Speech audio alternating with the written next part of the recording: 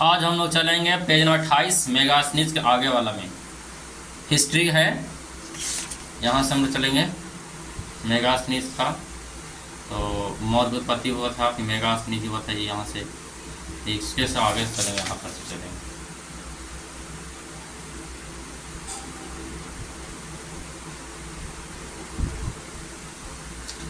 पाटलिपुत्र का प्रशासन 6 समितियों, प्रत्येक में 5 से 10 द्वारा संचालित होता था। दूसरा बोला है कि मेगास्थनीज ने कौटिल्य का वर्णन नहीं किया है। मेगास्थनीज जो था वो कौटिल्य का वर्णन नहीं किया है। अब चाणक्य के बारे में जानते हैं, उनको कौटिल्य भी कहते थे, विष्णुगुप्त भी कहते थे। चाणक्य के बचपन का नाम विष्णुगुप्त था। चाणक्य के बचपन का नाम क्या था? चाणक्य के बचपन का नाम विष्णुगुप्त था। इनके पिता चनक थे, तो चाणक्य के पिता का नाम क्या था? चनक, और बचपन नाम क्या था इनको? विष्णुगुप्त था। दूसरा पॉइंट बोलता है चाणक्य को भारत का मैकियावेली भी कहा जाता है। क्या है भारत का मैकियावेली किसे कहा जाता है? तो चाणक्य को भारत का मैकियावेली भी कहा जाता है।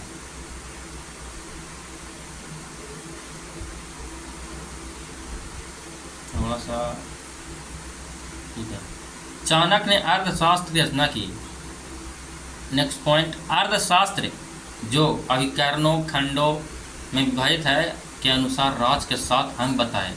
स्वामी मतलब राजा, अमत मतलब मंत्री को बोला जाते थे, अमत मंत्री को बोलते थे, मित्र, सेना, कोष, दुर्ग और जनपद एवं जनपद। डॉक्टर श्याम शास्त्री ने सर्वप्रथम 1909 में इसे प्रकाशित करवाया। पुराणों में चंद्रगुप्त को श्रेष्ठ ब्राह्मण कहा गया। कौटिल्य के अनुसार राजा धर्म प्रवर्तक अर्थात सामाजिक व्यवस्था का संचालन होता था। कौटिल्य ने युद्ध के मामले में नैतिकता गौण माना है। कौटिल्य ने युद्ध के मामले में नैतिकता को गौण माना है। अगला है बिंदुसार, जिसका कार्यकाल 298 से 273 ईसा पूर्व तक था। पढ़ते हैं, चंद्रगुप्त मौर्य की मृत्यु के बाद उसका पुत्र बिंदुसार गद्दी बैठा। जब चंद्रगुप्त मर गए ना तो उसका बेटा था बिंदुसार। तो चंद्रगुप्त मौर्य के मरने के बाद कौन बैठा? बिंदुसार बैठा। बिंदुसार अमित्रघात के नाम से प्रसिद्ध है, जिसका अर्थ होता है शत्रुओं को नाश करने वाला। अजात शत्रु का अर्थ क्या होता है? बिंदुसार अजात शत्रु बताएंगे। अभी है बिंदुसार को अमित घात करते थे। अमित घात होता था शत्रुओं को नाश करने वाला, को अमित्र घात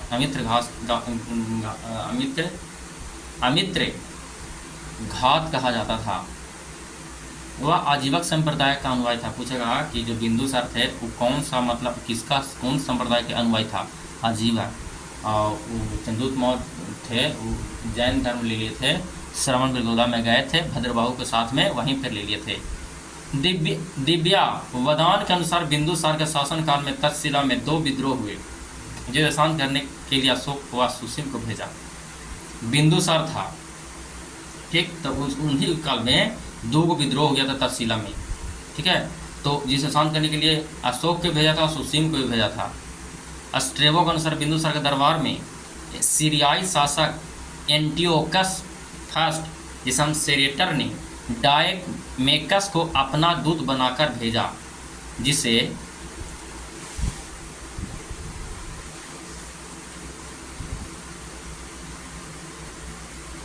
मेगास्थनीज का उत्तराधिकारी माना जाता है। टॉलमी टू ने भी डायनोसियस को अपना दूत बनाकर बिंदुसार के दरबार में भेजा। टॉलमी टू ने किसको भेजा? तो डायनोसियस को भेजा दूत बनाकर बिंदुसार के दरबार में। टॉलमी किसे भेजा? तो बिंदुसार के दरबार में टॉलमी डायनीसियस को भेजा। एंथीनियस के अनुसार बिंदुसार ने एंटियोकस फर्स्ट से मदिरा, सूखे अंजीर एवं एक दार्शनिक भेजने का अनुरोध किया था। एंथीनियस के अनुसार बिंदुसार ने एंटियोकस फर्स्ट से मदिरा, सूखे अंजीर एवं एक दार्शनिक भेजने का अनुरोध किया था। आरंभ में चाणक्य बिंदुसार का प्रधानमंत्री था, ठीक है। शुरू में ना चाणक्य थे ना, वो बिंदुसार का प्रधानमंत्री था, परंतु बाद में खल्लाटक प्रधानमंत्री बना। चाणक्य के बाद कौन प्रधानमंत्री बना? खल्लाटक। शुरू में कौन था? चाणक्य। बाद में कौन बना? खल्लाटक। तीसरा पॉइंट है कि तिब्बती लामा तारानाथ ने बिंदुसार को 16 राज्यों का विजेता कहा। कहेगा कि बिंदुसार को कितने राज्य को विजेता कहा था? तो 16। किसने कहा था? तारानाथ ने कहा था कि 16 राज्यों का विजेता है। अब आते हैं अशोक। अशोक एक बहुत ना बोलते हैं सम्राट, अशोक सम्राट था। बिंदुसार के मृत्यु के बाद जब बिंदुसार मर गया ना, तो ओकर बाद एक बेटा था बिंदुसार के अशोक। अशोक का शासन था जो मौर्य राजाओं में सबसे महान हुआ। कहा जाता है कि अशोक के 101 भाई था, जो एक खुद था और एक मतलब पागल था, भाग गया था, और 99 भाई की हत्या इन्होंने किया था, कहा जाता है। अशोक शासक बना जो मौर्य राजाओं में सबसे महान हुआ। अशोक 273 ईसा पूर्व में गद्दी पर बैठा, किंतु उसके राज्याभिषेक 4 वर्ष बाद 273, तो उसको 4 वर्ष होना था, 70, 71, 72, 73, 4 साल के बाद ईसा पूर्व में हो सका। तो कहेगा अशोक गद्दी पर कब बैठा? तो अशोक 273 ईसा पूर्व में बैठा, और इसका राज्याभिषेक कब किया गया? तो 269 ईसा पूर्व में किया गया। अशोक की माता शुभद्रांगी, अशोक की माता का नाम शुभद्रांगी चंपा के एक ब्राह्मण की पुत्री थी। माता का नाम शुभद्रांगी चंपा की एक ब्राह्मण की पुत्री थी। शासक बनने से पहले अशोक तक्षशिला एवं अवंती का गवर्नर रह चुका था। राजा बनने के पहले अशोक तक्षशिला के अवंती का गवर्नर रह चुका था। राजा नहीं बना था उसको पहले, तक्षशिला था, अवंती दो जगह के गवर्नर बन चुका था। शासक बनने के पहले वो उज्जैन का गवर्नर था। शासक बनने से पहले अशोक तक्षशिला अवंती गवर्नर रह चुका था, और शासक बनने के पहले वह उज्जैन का गवर्नर था। असंधिमित्रा एवं कारुबाकी अशोक का पत्नियां थी। असंधिमित्रा और कारुबाकी कौन कौन पत्नी थी? असंधिमित्रा और कारुबाकी। असंधिमित्रा, कारुबाकी, साथ साथ बोलिएगा तो याद हो जाएगा आपको। वीडियो में ही हम याद कराने का प्रयास करते रहते हैं। अशोक के अभिलेख में कारुबाकी एवं उसके पुत्र तीवर कारुबाकी शूरपन का उल्लेख किया गया है। अशोक के अभिलेख में कारुबाकी एवं उसके पुत्र तीवर का उल्लेख मिलता है। बौद्ध ग्रंथ दिव्यावधान के अनुसार पद्मावती अशोक का एक अन्य पत्नी थी। पद्मावती अशोक का एक अन्य पत्नी का नाम पद्मावती थी। कारुबाकी तो ये थी, देखिए कारुबाकी थी, असंधिमित्रा थी, लेकिन एक और थी जिसे पद्मावती बोलते हैं। नाग देवी अशोक का एक अन्य पत्नी थी। नाग देवी जिसे उत्पन्न पुत्र पुत्री थे महेंद्र और सुमित्रा। बोलेगा ना कि महेंद्र और सुमित्रा की माता का नाम क्या था? तो देखिए बताते हैं यहाँ पे। पहला पत्नी का नाम तो संधिमित्रा था, दूसरा कारुबाकी था, और तीसरा का पद्मावती था। लेकिन महेंद्र और इस बेटी संघमित्रा नाग देवी अशोक की अन्य पत्नी थी से, और नाग देवी से पैदा हुए थे दोनों। अशोक के अभिलेख में उसे देवान पिये, देवताओं का प्रिय, देवान पिये एवं पियदासी कहा गया।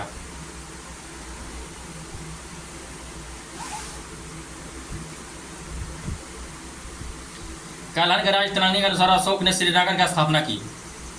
कालान के राजतरंगी के अनुसार अशोक ने श्रीनगर की स्थापना की।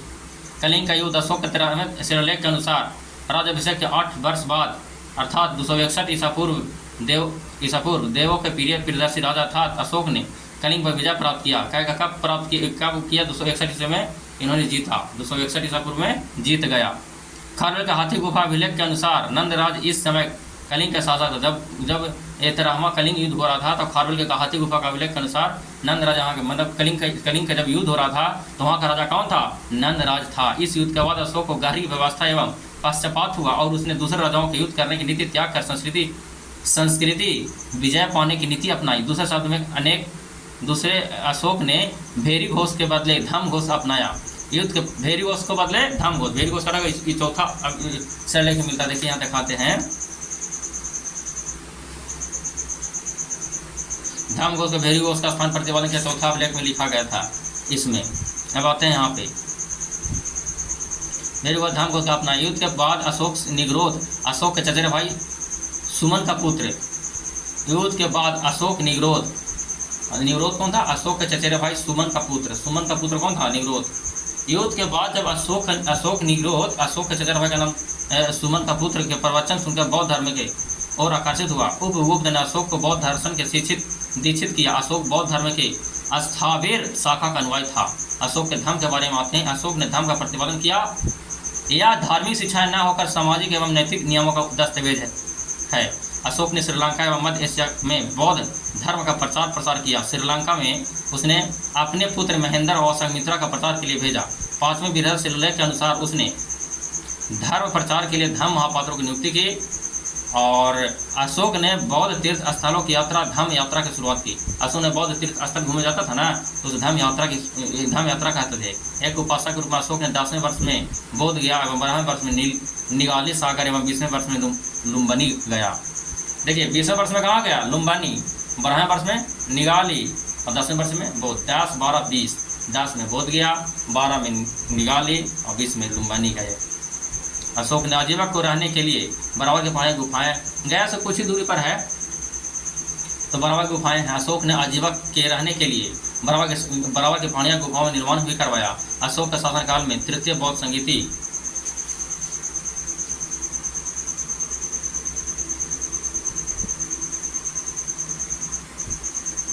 का आयोजन पाटलिपुत्र में हुआ। यूरोपीय लेखक अशोक की तुलना रोमन सम्राट कॉन्स्टेंटाइन से करते हैं। यूरोपीय लेखक अशोक की तुलना रोमन सम्राट कॉन्स्टेंटाइन से करते हैं। दशरथ आते हैं। दशरथ सम्राट अशोक का पौत्र था। दशरथ के शासनकाल में गया बिहार में स्थित नागार्जुन पहाड़ी पर आजीवक को निवास के लिए 3 गुफाएं बनाई। दशरथ ने अशोक की भांति देवानाम प्रिय की उपाधि ग्रहण की। दशरथ ने अशोक की भांति कौन सा मतलब उपाधि ग्रहण की? देवान प्रिय। बृहद्रथ या अंतिम मौर्य शासक बोलेगा। मौर्य वंश के अंतिम शासक कौन था? बृहद्रथ। इसकी हत्या एक ब्राह्मण मौर्य सेनापति पुष्यमित्र सोंग ने कर दी और यह नए वंश शुभ वंश की स्थापना किया। मौर्य प्रशासन व्यवस्था पढ़ा देते हैं। यहाँ राजनीतिक व्यवस्था कैसी थी? मौर्य काल में वंशागुणित केंद्रीय राजतंत्रात्मक व्यवस्था का रूप राजा सर्वोपरि होता था। अर्थशास्त्र के अनुसार राजा को निरंकुश बनाते हुए प्रजा के कल्याण पर ध्यान देने की जरूरत पर बल दिया। अर्थशास्त्र में सप्तांग सिद्धांत के अंतर्गत राजा, अमत, जनपद, दुर्ग, कोष, सेना, मित्र शामिल थे। शीर्षस्थ अधिकारी तीर्थ एवं महामात्र कहलाते थे। शीर्षस्थ जो सिर बढ़िया जो अधिकारी होता था तीर्थ या महामात्र कहलाते थे। अर्थशास्त्र के अनुसार इनकी संख्या 18 है। कितनी है? 18 है। उन्हें 48,000 पन वेतन रूप में मिलते थे। पन मन होता 3/4 तोल के बराबर चांदी के सिक्के। पन होता था 3/4 तोले के बराबर चांदी के सिक्का को तीर्थ या महामात्य किसको बोलते थे कि मंत्री, पुरोहित, सेनापति, युवराज, देवारिक, अंतर्वेदिक, समाहर्ता, सनिधाता, फिर प्रशास्ता, प्रदेष्टि और व्यवहारिक, नायक, कर्मांतिक, मंत्रिपरिषद, दंडपाल, दुर्गपाल एवं अनंतपाल। शासक चलाने के लिए मंत्रिपरिषद का होना जरूरी था। शासक को सलाह देने में सक्षम थे। अब आते हैं यहाँ पे देखिएगा मौर्य काल के प्रमुख अधिकारी। पन्याध्यक्ष किसको बोलते थे? या वाणिज्य व्यापार का अध्यक्ष होता था। वाणिज्य व्यापार का जो अध्यक्ष होता था ना उसे पन्या अध्यक्ष बोलते थे। वाणिज्य का जो मेन होता था तो पन्याध्यक्ष बोलते थे। सीता अध्यक्ष पता है कुछ? ये सीता बोलते जो हलवा चलता है ना, तो हल चलता तो ऐसे ऐसे गड्ढा हो जाता है इसे, ठीक है, तो गड्ढा होता है जो सीता बोलते थे। तो सीता अध्यक्ष या कृषि विभाग का अधिकारी होता था। आच्छ पटलिक यह महालेखागार था। आच्छ पटलिक क्या था? महालेखागार था। पौत बाध्यक्ष माप तौल का अधिकारी को पौत बाध्यक्ष कहते थे। पताना अध्यक्ष बंदरगाहों का अध्यक्ष। बंदरगाह के अध्यक्ष को पताना अध्यक्ष बोलते थे। 2 प्रकार के न्यायालय थे, कंटक शोधन और धर्म अस्थीय। कंटक शोधन कहते थे फौजदारी थी और धर्म अस्थीय यह दीवानी थी। दीवानी वालों को धर्म अस्थायी बोला जाता था और फौजदारी को कंटक शोधन बोला जाता था। प्रांत होता था। देखिए यहाँ आप लोग यहाँ कुछ चीज छोड़ के चले गए शायद। यहाँ पे थोड़ा सा बता देते हैं। बिंदुसार के अन्य नाम क्या क्या है? भद्रसार, वायु पुराण में भद्रसार कहा जाता है। अमित्री चेटक यूनानी के लेखक बोलते हैं। सी सेन जैन ग्रंथ में कहते हैं। अलिट्रोकेडस स्ट्रेबो में बिंदुपाल चीनी विवरण में दिया गया है। और यहाँ पे एक चीज़ और छोड़े हैं, देखिए ये वाला, अशोक के अन्य नाम क्या था? पुराण में अशोकावर्धन, गिरनार अभिलेख में अशोक मौर्य, भावरू शिलालेख में प्रियदर्शी, लौंज मगध मास्की, मध्य गुर्जरा नेटूर एवं उदय गुलाम कर्नाटक में अभिलेख में अशोक का नाम मिलता है।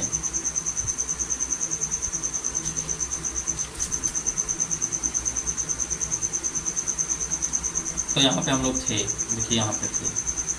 चंद्रगुप्त मौर्य के समय 4 प्रांत थे, परंतु अशोक के शासन कलिंग विजय के बाद 5 प्रांत हुए।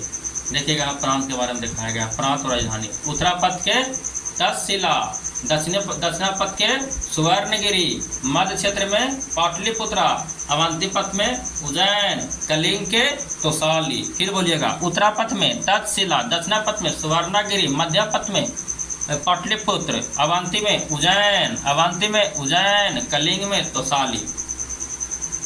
अशोक के प्रमुख पद अधिकारी कौन कौन थे? अधिकारी समाहर्ता बोलते थे, कर जो लेता था ना उसको बोलते थे समाहर्ता, कर निर्धारण का सर्वोच्च अधिकारी। सन्निधाता बोलते थे राजकीय कोषागार और भंडार का संरक्षक, जो कोषाध्यक्ष होते थे नौकर बोलते थे। व्यवहारिक बोलते दीवानी न्यायालय का न्यायाधीश। धम महामात्र, समाज में सामंजस्य की स्थिति बनाए रखना।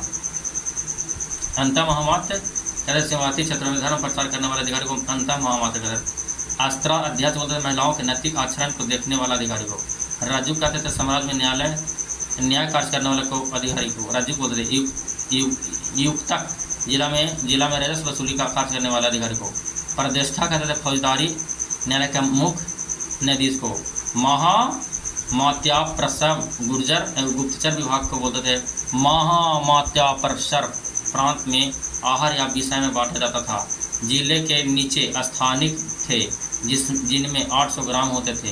प्रांत का प्रशासक कुमार या आर्यपुत्र था। विषयपति विषय का मुखिया था। ग्रामीण, यहाँ से पूछा क्वेश्चन, प्रांत में प्रशासक कुमार या आर्यपुत्र था और विषयपति विषय का मुखिया होता था और ग्रामीण